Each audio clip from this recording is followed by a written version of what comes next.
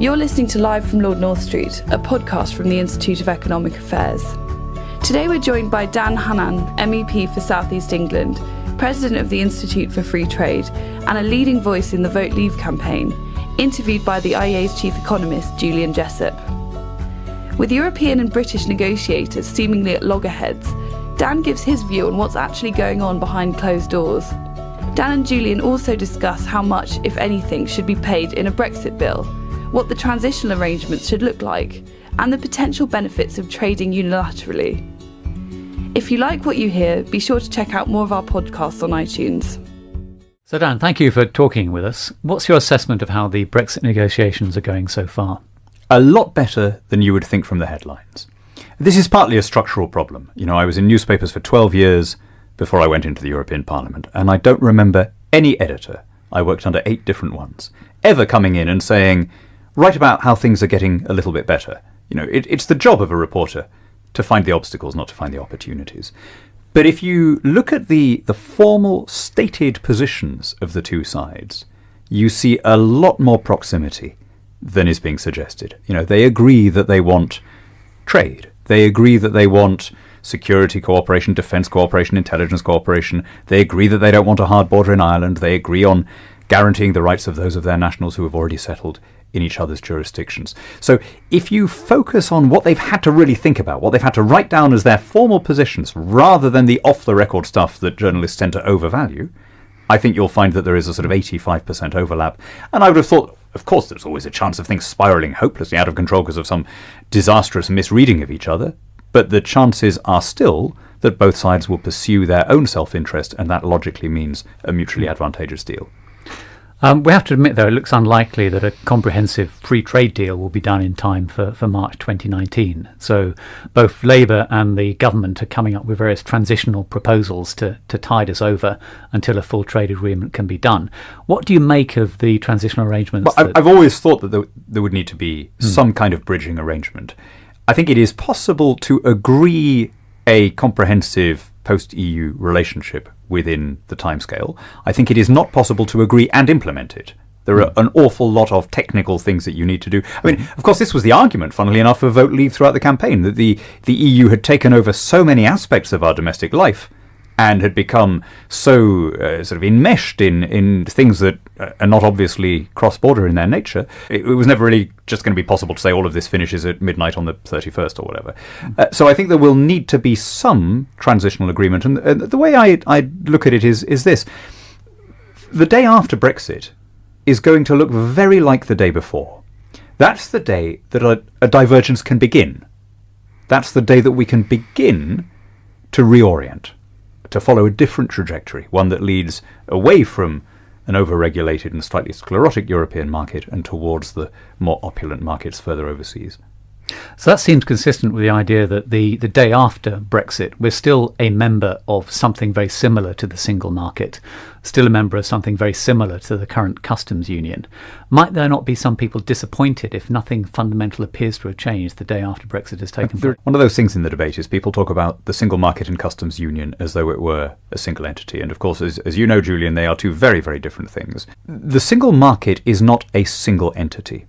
It is an accumulation of lots of different rights and obligations, some of which we find onerous and will want to get rid of, some of which we should be prepared to keep transitionally, some of which we should want to keep in the long term, because they're good in themselves.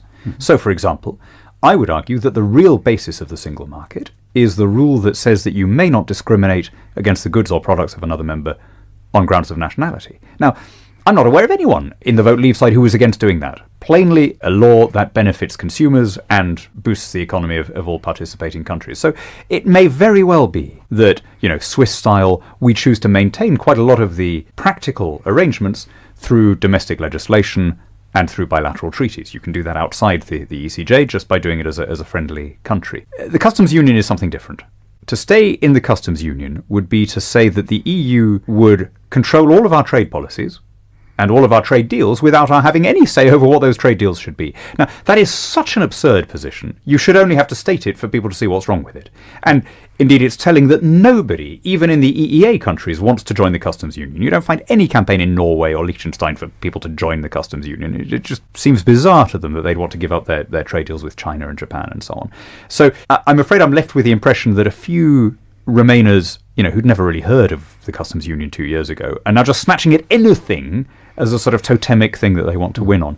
But I come back to the basic point. It will be a gradual transition. It will be a process, not an event. And for the simplest of all reasons, we've spent 44 years more adopting every one of these wretched regulations. All of them are going to be in place on the day that we leave.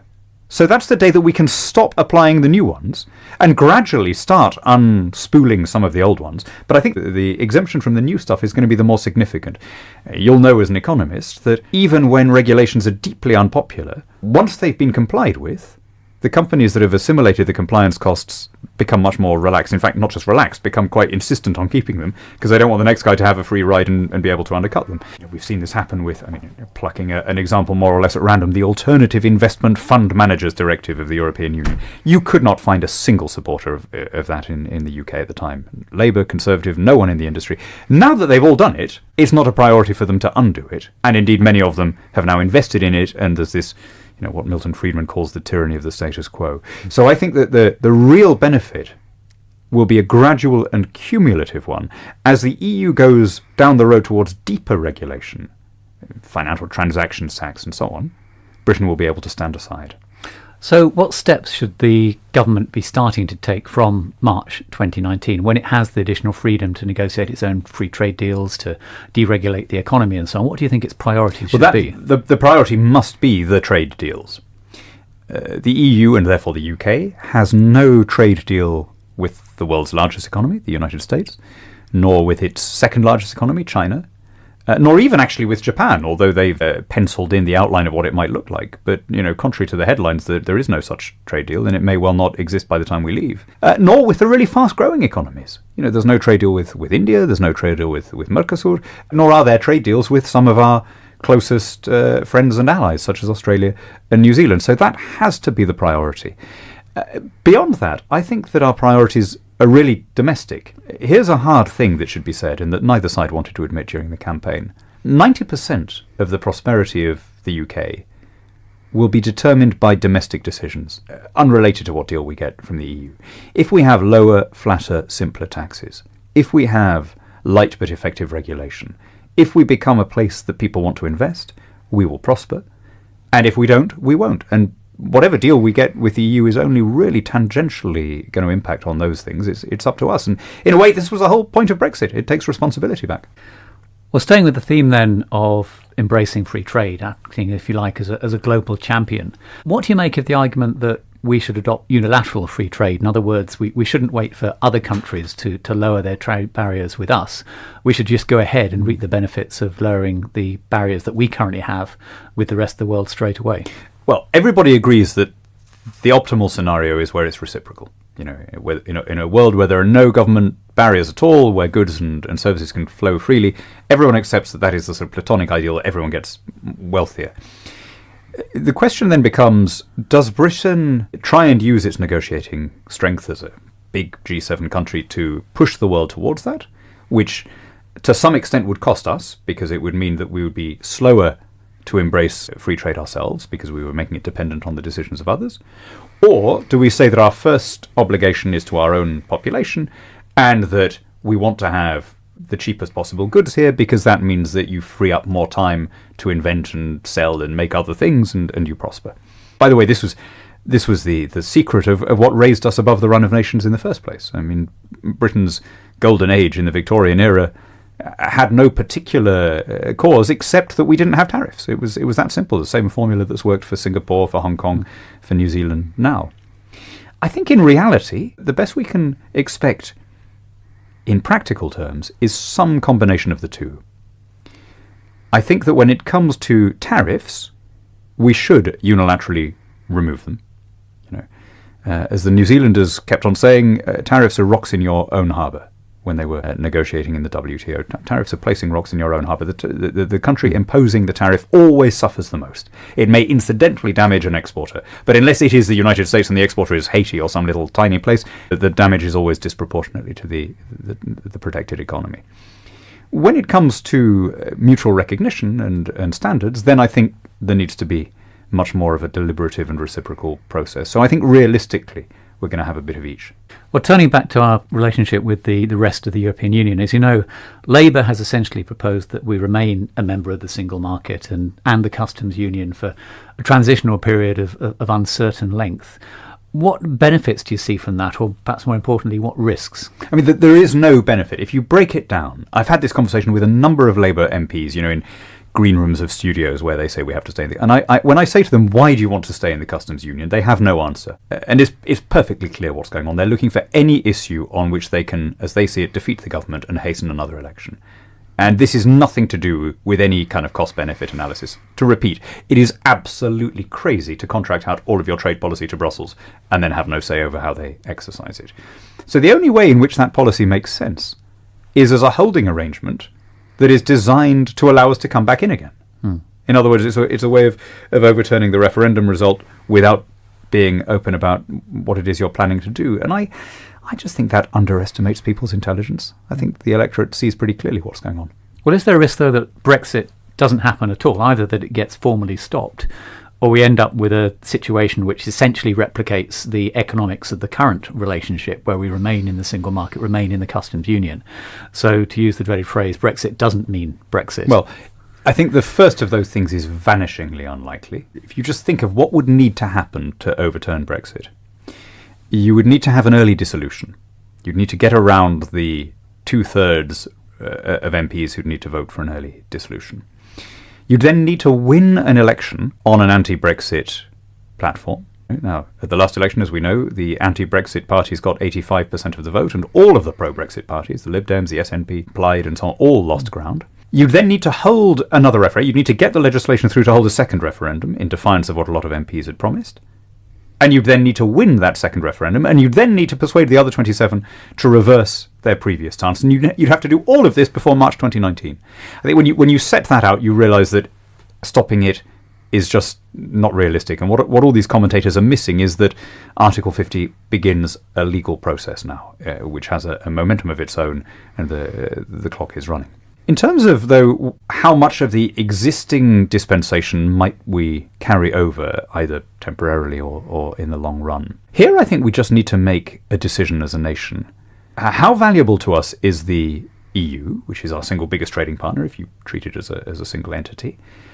How long is it going to be that way?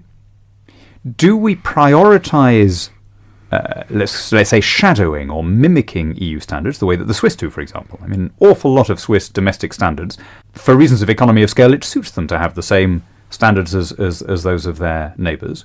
They conduct a lot more trade with the EU than we do in proportionate terms. Or do we want to be much more kind of Singaporean and radical and, do we want to be slashing regulations and becoming the growth hub of this part of the world? I think realistically, we will move from the first of those to the second over time. And it will be a quite natural process as the EU ceases to be such a big part of our trade. I mean, when people say the EU is 45% of our trade, I mean, that's begging the question. It was nothing like that when we joined. It is that because of the tariff policies that we're now in, and those tariff policies will cease when we leave. And there will then be, I think, a natural hastening of what's already happening, which is an increase of our non-EU trade and a decrease of our EU trade. And as that happens, our standards and our regulations will follow. But remember, standards and regulations become obsolete on their own without needing to be scrapped. I mean, this is the incredibly good news, it seems to me, if you're a free marketeer, right? Who cares these days what the standards are on steamboats or on dial telephones, right? Technology moves much faster than government regulation. So when we're out of the mechanism for the automatic adoption of EU standards, that in itself will have a cumulative and over time really very significant impact on the profile of our economy. Well, moving on to two final and perhaps politically most controversial issues. The second will be the Brexit Bill, but the first is migration. Obviously, one of the arguments for leaving the European Union was to have greater control of the flow of people and workers between the UK and the rest of Europe. What policies would you advocate that the government should undertake when it has those freedoms? To what extent should it exercise control or leave things as they are? Well, I all the way through the campaign, and indeed long before it, said that we should have free movement of labour, and that the right to take up a job or indeed an offer to study in another country is a good thing. For some reason, Remainers get very angry when I say this and think that I've sort of backtracked or something. This is something I've said all along. The problem really, in terms of the EU, began with Maastricht. You see, we'd always had free movement of labour. We'd always had a right to take up a job in another member country since 1972, and nobody had bothered really about it. What happened was that Maastricht introduced a new factor, which is citizenship of the European Union. And once you become a citizen of the European Union, you get a number of justiciable rights, including residence and voting and social security claims, and indeed things like, equivalent university tuition subsidies and this kind of thing. Often, by the way, rights which are invented or at least expanded by the European Commission and Court of Justice way beyond anything that the member states thought they'd agreed to. Now, outside the European Union, plainly, we will cease to be citizens of the EU, and those automatic justiciable rights will lapse. But I am quite in favour of, through bilateral legislation and treaties, having the continued right to take up a job offer in another country, or indeed to come and study. I mean, this is a huge export earner for us. And the interesting thing is that the opinion polls broadly support me.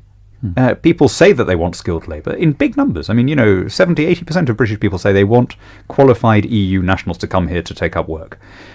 Almost, the figures on wanting overseas students is even higher, and with good reason. It's not just that they bring an awful lot of money in, it's the soft power. Half the world is now run by people who have fond undergraduate memories of Britain. It's a great asset for us. So I don't think the Brexit vote, except in the minds of some very angry Remainers, was ever about stopping that.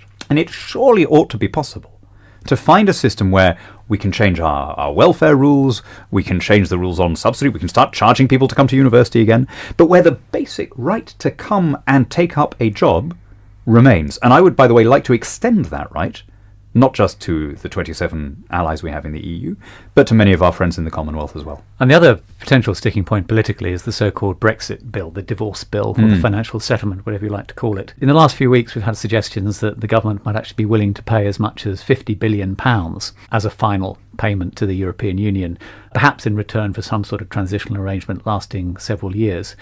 What do you think of that? In particular, do you think the public will buy it? I've got no problem at all with paying in exchange for receiving something. I mean, I'm guessing people listening to an IEA broadcast will get that concept without any difficulty.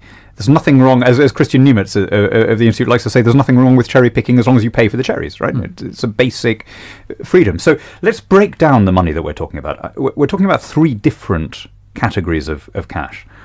The first and the smallest of them is what Britain is legally obliged to pay under any normal end of a treaty organisation. So, the pensions of British bureaucrats and this kind of stuff. Okay, fine. We're not the kind of country that walks away from its debts. That's uncontroversial, and it's a relatively small amount.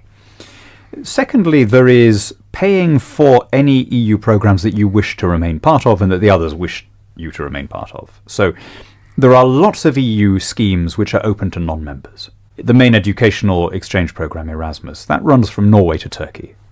If we stay in that, and there seems to be, frankly, it's not something I'm terribly interested in either way, but plainly there is demand in this country and in Europe for us to stay in it. Okay, of course we'd pay our share of the bills. No one would argue with that. The scientific exchange program Horizon, that includes Israel, includes Armenia. If Britain stays part of that, of course we'd pay our share of the bill. So that's the second bit of money. If we have an ongoing relationship with the EU that is a close and engaged one that retains some institutional links, plainly that we wouldn't expect to get that as a gift. Then, and this is the contentious one, would we pay beyond what is legally required for the sake of an amicable overall settlement? Now, the EFTA countries do this broadly. The three EEA countries do it through one mechanism. Switzerland does it through another one. They make a voluntary contribution to upgrade infrastructure in former communist EU members and bring them up to single market standards. In exchange, although the linkage is never made official or explicit, in exchange for preferential deals in other areas. Now, the Swiss do this in a very hard-headed way. They run the numbers, and if it makes sense, they pay. And I don't see any problem with Britain taking a similar hard-headed approach. We run the numbers, and if it makes sense, if we decide that preferential passporting is worth a certain amount, fine. Run the numbers and pay. But obviously what we can't do is pony up without knowing what we're getting in exchange. That's where the current impasse is. And I think that the way around that, to be honest, is for us to be, if you like, a little bit more engaged with some of the other non-EU members. If we could position ourselves a little bit more as the leader of the sort of free market only countries, and then present that to the EU as, here's something we're bringing to the table, we're rationalising all these deals, we're creating a larger market, a sort of nimbus of friends within which you can pursue your political union, doesn't that make everyone better off? Well, finally, I think, and I hope I know the answer to this question, from a free market perspective, you're still convinced that Brexit has been the right choice? Brexit opens the door. How we go through that door is up to us. But historically, we have always been the country that led the way in freedom, personal autonomy, the rule of law, and above all, unhindered commerce. And if we can recapture that spirit and raise our eyes to those global horizons that our forefathers took for granted, then I think we have an extremely prosperous future in front of us. Well, that's great, thanks. I think a perfect note to end on. Thank you, Dan. Thank you. Check out more podcasts, videos, blogs and research at our website, iea.org.uk, and subscribe to our YouTube channel, IEA London.